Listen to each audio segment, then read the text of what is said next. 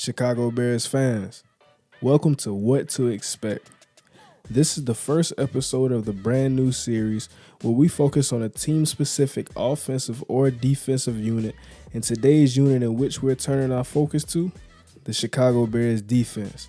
Here are the Chicago Bears defensive stats from the 2022 season, and as we can see, there are a lot of things to work on. However, rather than just showcasing what the Chicago Bears did bad, and it's a lot, we will start off by depicting what they did good and then transition into the not so good while offering ways to improve it. Key thing that I would like to note before we start, both Matt Eberflus and defensive coordinator Alan Williams are heading into their second year coaching the Bears.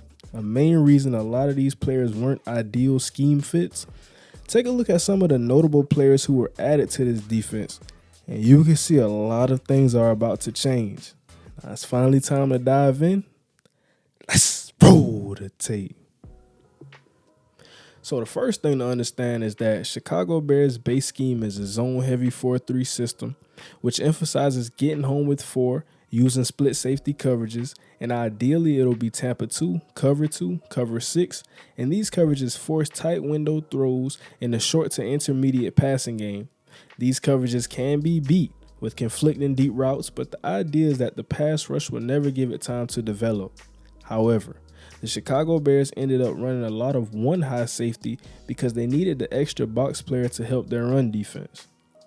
Starting us off, I want to show this play because it was one of the extremely rare times I felt we got all 11 on one accord. The Bears are in a cover 3 look, and what we saw in the absence of that true 4-3 will at times was the hybrid safety / nickel guy.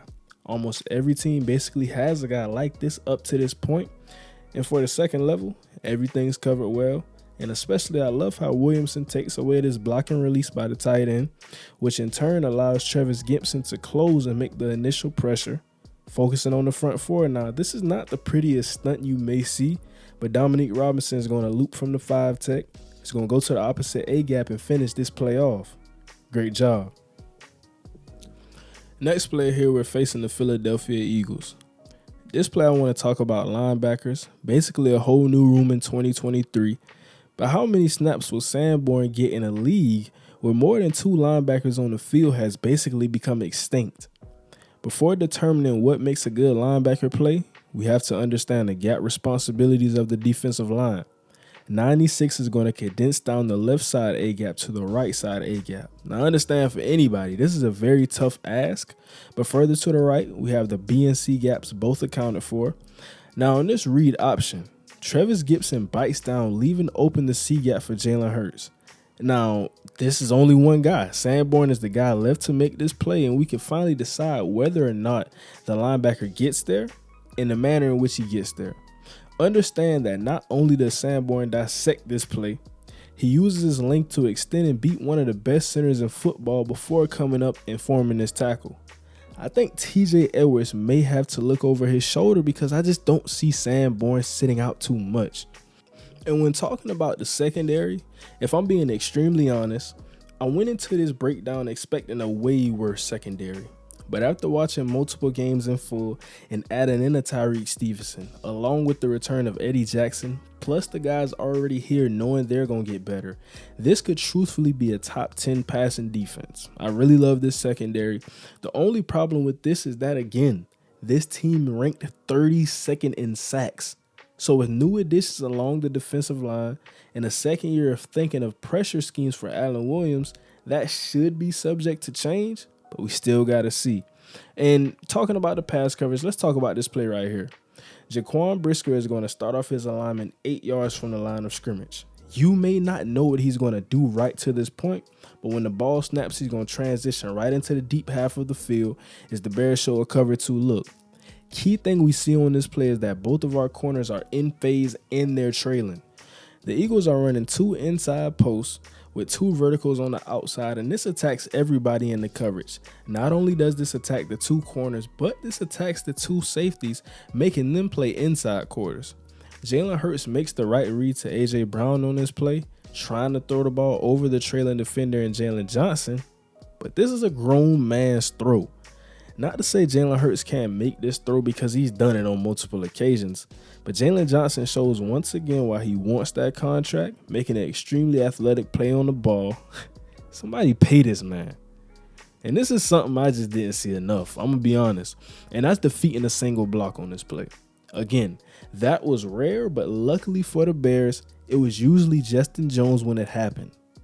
Lined up in the 3 technique going against a wide right zone scheme here, Jones bursts inside as he slants across the guard's face with a swim move before ripping through the center and making the tackle in the backfield. With the addition of DeMarcus Walker, Billings, Dexter, and Pickens, this is expected to become a theme amongst the defensive line. And Chicago Bears fans, I'm kind of expecting in 2023 some good things, because if it wasn't Justin Jones, it was Dominique Robinson. If it wasn't Dominique Robinson, it was Travis Gibson. And like I said, there's a lot of bad film in 2022, but let's use it as a teaching tape. While there's some tweaks in the secondary that can be made, the DB play just wasn't flat out terrible. I'm going to be honest.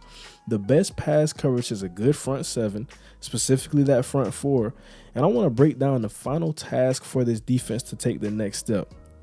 The biggest problem with the Bears, and quite frankly why they couldn't stop the run at all, was because interior penetration was almost non-existent, clouding the lanes for the linebackers, and in turn, you're going to get the 31st rushing defense. Right here, I want you to pay attention to the tackle and the defensive end. The tackle is going to get pancaked, and while the end is on a slant inside, he gets completely washed out of his gap. Now, also notice how there's 2 high safeties right here at the top of your screen. I spoke to this point earlier, and if you expect to have any chance of stopping the run out of this look, you got to have some real dogs on the interior. So right here, let's play the numbers game. Without counting Adam Thielen, we have 7-on-7 in the box. That's a bad matchup. And it's only to be expected that everyone gets blocked on this play, because last year, there just wasn't a consistent winner or a difference maker along the interior or defensive line in general pertaining to stopping the run. Like I said, there were flashes here and there, but many times it was a double. Guys didn't have solid anchors. Guys weren't shedding blocks. It was a bad look for the overall defensive line when stopping the run this year. So with that in mind, you can kind of understand why Matt Eberflus and Ryan Poles have talked so glowingly about the 3 technique position. Why has it been so coveted in the draft process? Why have they tried to attack it so much? And DeMarcus Walker is a guy who can play 3, he can play 4, he can play 4 out, all those positions. Now, this also adds why you spend 2 second-round picks on the same position. You're trying to fix a problem, and that's stopping the run. Furthermore, the Bears ranked 32nd in defensive pass yards per attempt at 7.7. While a part of this is that the linebackers had to overcompensate for running threats due to a poor defensive line, when they didn't, they still weren't great in zone coverage. And you wonder if their biggest defensive addition, Tremaine Edmonds, is worth the average salary of $18 million. And the brutally honest answer for this scheme is yes. Right here we see what was asked of these linebackers for Chicago, but the difference with Edmonds is his fluidness. We can see right here the difference in how he flows effortlessly to get underneath the number 3 receiver, amongst what he offers as a blitzer and in the run game. And when we look at all of this and take it in as a total, there is no secret as to what Chicago is trying to do and what we can expect from them. I reference back to San Francisco a lot of the times because this isn't an exotic or complex defensive scheme at all. Albeit with some different disguised looks. They want to run cover 2 and cover 3, and they want to play man over and over and over again. But what we have seen is that with the right personnel, this is a very sound defensive scheme still in the league, if not close to the best. The ultimate goal is that if these interior defensive line picks pan out, the Chicago Bears will only have one final task left. The hunt for a star pass rusher begins now. Stay tuned.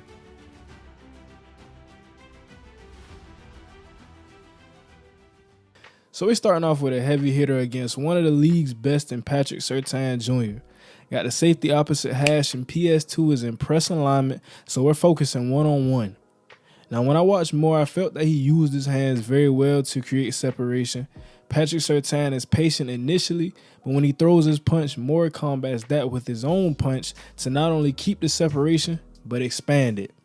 Now, Surtain doesn't panic at all when he loses a step out of phase. Instead, he hauls tail and gets back in perfect position, but he slips up when he turns his head a bit early, causing a misjudge on the ball, all while Moore is still running full speed to track it.